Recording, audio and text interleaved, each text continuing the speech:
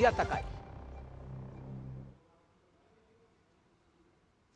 तो सबसे पहले बात करेंगे तरुण तेजपाल की, जिनको कभी आप एक बेहतर पत्रकार के रूप में जानते थे, लेकिन यौन उत्पीड़न के मामले में वो दोषी करार दिए गए, 10 वर्ष की सजा मिली उनको।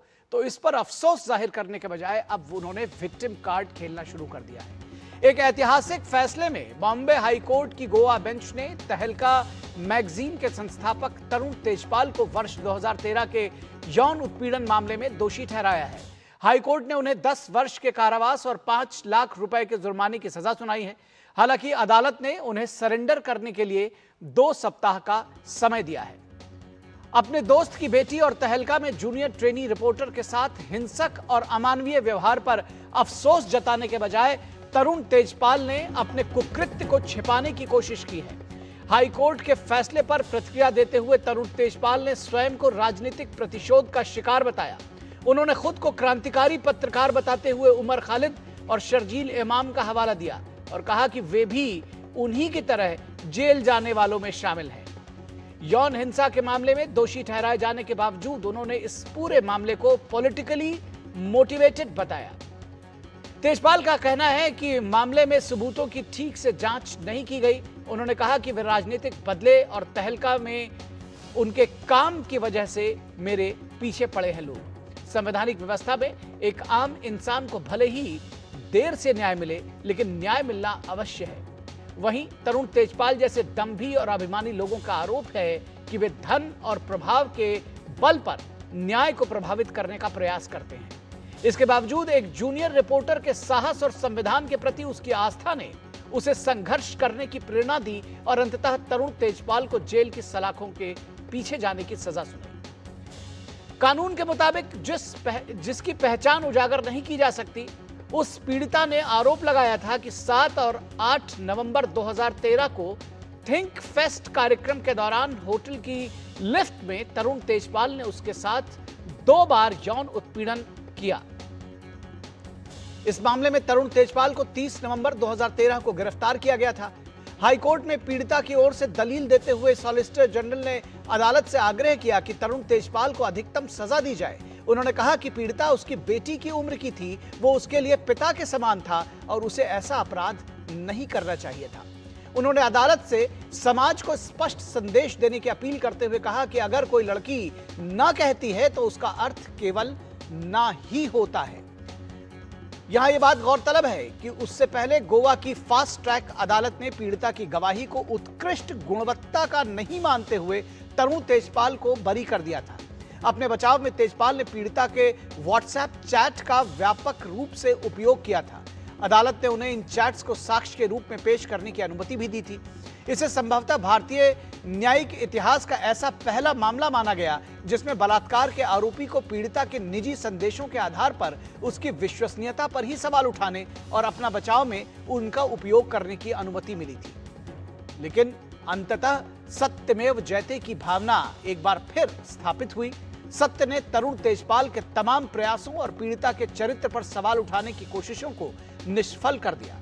सत्य परेशान हो सकता है, लेकिन पराजित नहीं, यह एक बार फिर साबित हो गया।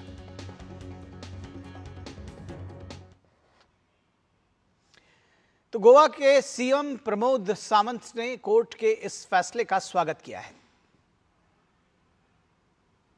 पहले कोर्ट में उसको राहत मिली थी, लेकिन हमने कंटिन्यूसली फॉलोअप करते हुए केस हाईकोर्ट ने फॉलोअप किया और आज उसका सही निकाल आज मिला। इसीलिए जो गोवा पुलिस कह रही थी जिस केस के लिए उसको तब अरेस्ट हो चुकी थी वो सही था, यही आज से सिद्ध होता है।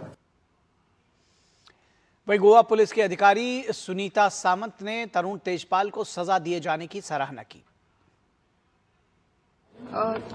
This is a sentence wherein the girl has stood up for her rights, for what has happened wrong with her. So in that light, if you go to say, this judgment is very, very important of the women who are working in all the sector, private, government, any sectors. और गोवा के महाधिवक्ता देवी दाव पंगम ने बताया कि पीड़िता को मुआवजा भी दिया जाएगा। Sentence on 2 or 3 sections which has been imposed. but they have to run consecutively. There is a fine that is imposed of 5 lakhs. Now this 5 lakhs fine has to be paid as compensation to the victim. We are very glad that victim is getting some compensation. In fact, we are considering whether we should challenge this portion of the order where there is a sentence that according to us is lesser than the deserved sentence. We have not decided anything. We are waiting for the actual judgment and then we will take a call about it.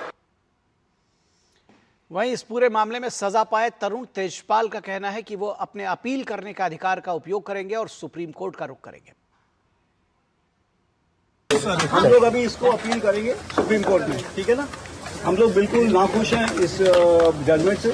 हमें लगता है कि bench ने हमारा जो material था, evidence था, उसको अप्रिशिएट नहीं किया है। तो कहते हैं कि न्याय की चक्की धीमा चलती है, धीमा पीसती है, लेकिन महीन पीसती है। 13 वर्ष पहले ये एक कांड हुआ था, एक ऐसा अपराध हुआ था जिसमें शायद बहुत सारे लोग शर्मसार उसमें होने चाहिए, लेकिन एक नैरेटिव भी चलाने की कोशिश की गई तरुण तेजपाल के फेवर में। बावजूद इसके जो सच है वो अदालत ने एक बार साफ कर दिया।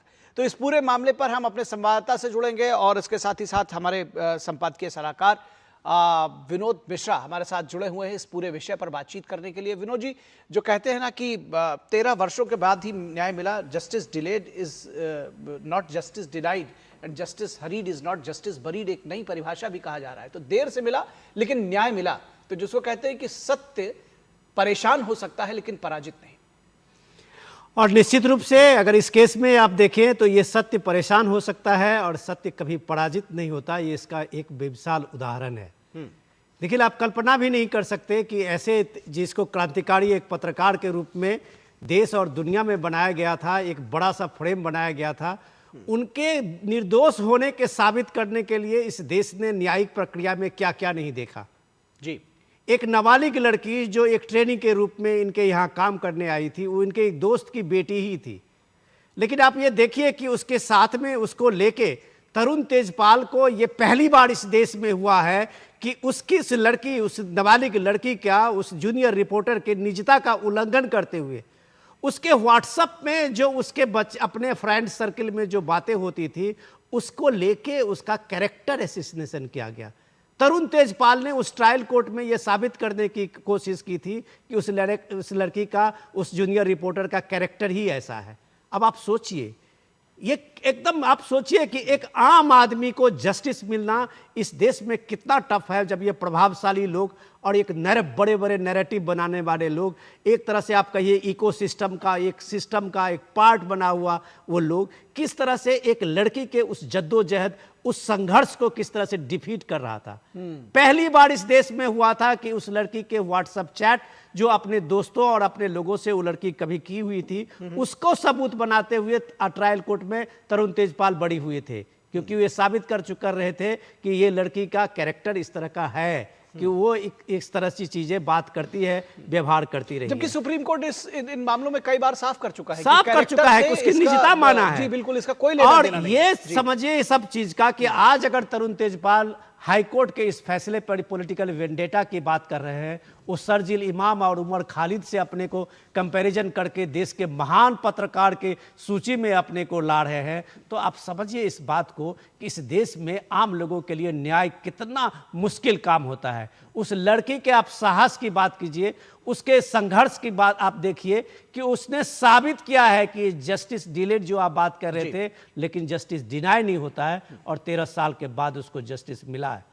ये बड़ी चीज है इस देश में, इस बात की कि एक भारत के संविधान पे आस्था और व्यवस्था, सिस्टम पे, उसकी व्यवस्था पे उसकी आस्था, जो देर हुई है लेकिन उस लड़की को न्याय मिला है। और तरुण तेजपाल जैसे आदमी 10 साल के कठोर कारावास की सजा उनको मिली है। वो भले ही सुप्रीम कोर्ट जाएं और बड़े बड़े वकील को लाएं, लेकिन उन्हें कम से कम एक बार उससे माफी मांगनी चाहिए, उसके चरित्र हनन करने के बजाय अपने अंदर झांकना चाहिए कि वो कौन सा कुकृत्य किया था। मैं इसी बात की बात कहना चाह रहा था विनोद जी, कि ये जो विक्टिम कार्ड खेलने का चलन हो गया है और एक वर्ग, कुछ जिसको कहना चाहिए इकोसिस्टम कह लीजिए, वो तैयार हो जाते हैं उनके फेवर में बात करने के लिए। उस बच्ची के फेवर में लोग कम बात कर रहे हैं, लोग की नहीं, मैं इन जनरल लोगों की बात नहीं कर रहा, लेकिन कुछ एक ऐसे लोग हैं कि जो तरुण तेजपाल के फेवर में भी बात करने की कोशिश कर रहे हैं, और खासतौर पर तरुण तेजपाल भी राजनीतिक दांव जिसको कहते हैं विक्टिम कार्ड, ये इसको कैसे देख रहे हैं आप? निखिल, अगर हम देखें इस दिल्ली का जो इकोसिस्टम है, उस सिस्टम में आज भी कई लोग तरुण तेजपाल को एक आदर्श मानते हैं, लेकिन हमारे जैसे हमारे उम्र के लोगों को ये पता है कि उनके घर में भी बेटी है, उनके घर में भी बच्चे हैं जो ऐसे ही पब्लिक में आप मीडिया में काम करने के लिए जाती है। क्या उनको उसके बारे में एक बार भी सोचते हैं कि उसके साथ में किस तरह की इस तरह की जो व्यवहार किया एक संपादक, एक संस्थापक और एक बड़ा नामचीन होने का, और उसके साथ जिस तरह से कुत्सित और एक घृणित व्यवहार तरुण तेजपाल ने किया, लगातार उसने करने की कोशिश की, उसको जस्टिफाई करते पॉलिटिकल वेंडेटा कह देते हैं। उसको जस्टिफाई करते हुए वो कह देते हैं कि एक राजनीतिक बदला है क्योंकि वो तहलका में बीजेपी और बीजेपी के नेताओं को इस तरह से एक्सपोज किया था। ये कितना घटियापन सोच है कि आप किसी के बारे में एक बार पत्रकारिता में कोई इस तरह की पहल करते हैं तो क्या आपको इस देश में, इस व्यवस्था में अमरत्व का प्राप्त हो जाता है कि आप उसके बाद आपको सब चीज से एमनेस्टी मिल जाती है कि आप कुछ भी करेंगे। एक मासूम, एक नाबालिग लड़की के साथ आपके स्टाफ में वो रही है, जूनियर रिपोर्टर, वो आपसे काम सीखने आई है, उसके बदले में आपने उसके साथ इस तरह के घृणित व्यवहार और घृणित आचरण का दिया है। जो अभी आपने तुषार मेहता सॉलिसिटर जनरल का ये सुना कोर्ट में जो अपील कर रहे थे, उन्होंने कहा है बेटी की उम्र की है भाई, एक बेटी की उम्र की है, और आप उसको लिफ्ट में उस तरह से, जब आप दो लोग हैं और आप उसके ना कहने के बदले में आपकी जिद है और आपकी अहंकार है कि आप उसको हाँ करवा रहे हैं, कम से कम इसकी और कठोर सजा होनी चाहिए। जो solicitor general Tushar Mehta court में दलील देख रहे थे, ये एक मानवता को और एक कहते हैं एक संबंधों को, एक रिश्ते को शर्मसार करने वाली घटना है। तरुण तेजपाल के लिए तो मैं कहता हूं ये छोटी सी सजा है। जी, निश्चित तौर पर तरुण तेजपाल के लिए छोटी सी, एक बहुत छोटी सी बात मैं इसमें चाहूंगा कि आप इस पर थोड़ा सा, ये जो इकोसिस्टम लग जाता है, ये किस तरह से आप इसको डिफाइन करेंगे? क्योंकि कम से कम थोड़ी तो ईमानदारी बरतनी चाहिए जब एक छोटी बच्ची का मामला हो। और जो लोग हमेशा इस बात की बात कहते हैं कि देश में जेनजी की बात होनी चाहिए, देश में युवाओं की बात होनी चाहिए, महिलाओं की बात होनी चाहिए, वो लोग किस मुंह से इसका समर्थन करते हैं? निखिल, मैं आज भी देख रहा था, मैं उनका नाम नहीं लूंगा, लेकिन वो बड़े बड़े जर्नलिस्ट हैं सोशल मीडिया पे, जिस तरह से तरुण तेजपाल की पैरवी करते हैं सिर्फ इस बात से कि तरुण तेजपाल का तहलका ने एक बड़ा तहलका मचाया था एक दौर में। तो क्या कम से कम अपने गिरेबान में झांकते हैं कि उनके घर में भी बच्चे हैं? क्या वो अपने गिरेबान में झांकते हैं किस बात के एक आम ऑर्डिनरी लड़की जो आम परिवार से रखती है, उनका ताल्लुक है, वो शहर में आती है और काम मांगने जाती है, तो क्या उसके बदले में किसी संपादक का इस तरह का आचरण को कोई बड़ा संपादक किस तरह से उसको एक अपने उसमें एक पॉलिटिकल नैरेटिव में उसको कम करने की और उसको माफ करने की बात करता है? कैसे आज उसके उम्र को 62 साल बता के तेजपाल कम से कम सजा की मांग करता है कोर्ट में? मैं कह रहा हूं कि इसे एक सबक होनी चाहिए। जो सॉलिसिटर जनरल कह रहे थे कि एक सबक मिलनी चाहिए, सार्वजनिक जगह पे काम करने वाले बच्चे जब आते हैं तो उनको इस बात से भी और एक बल मिलेगा कि भाई ये जस्टिस सिस्टम जो है भारत का, उसमें किसी भी बड़े से बड़े लोगों के खिलाफ अगर उसमें साहस हो, लड़ने का जज्बा हो, संघर्ष करने की क्षमता हो, तो उसे जस्टिस मिलती है। भले ही देर सही। तरुण तेजपाल को आज जेल में जाते देख के कम से कम ऐसे बच्चों को जरूर साहस बढ़ा होगा। जेनजी में तो खास करके एक उम्मीद बंधी होगी। जी, निश्चित तौर पर जेनजी में उम्मीद बंधी होगी। बहुत शुक्रिया इस तमाम बातचीत के लिए विनोद मिश्रा जी आपका। और यहां रुकेंगे एक छोटे से ब्रेक के लिए। ब्रेक के बाद जब वापस लौटेंगे